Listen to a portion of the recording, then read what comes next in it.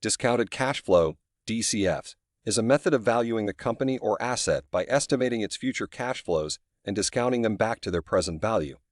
The DCF model consists of three main components: the forecasted cash flows, the discount rate, and the terminal value.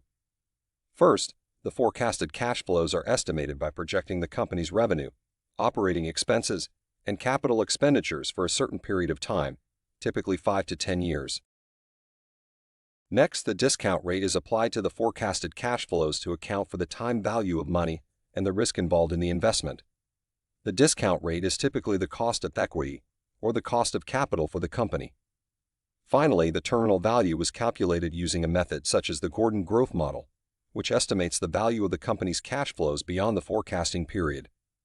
To find the overall value of the company, the sum of the discounted forecasted cash flows and the terminal value is calculated. It's important to note that the accuracy of the DCF model relies heavily on the reliability of the forecasted cash flows and the chosen discount rate. As such, it's crucial to use realistic assumptions and to consider various scenarios when building a DCF model. Overall, DCF is a widely used method for valuing a company or asset, but it's important to understand its assumptions and limitations in order to properly interpret its results. Thanks for watching Finance in 2 Minutes, where we break down complex financial concepts and make them easy to understand in no time. But before you go, don't forget to hit that subscribe button and join the Fast Track to Financial Literacy Squad.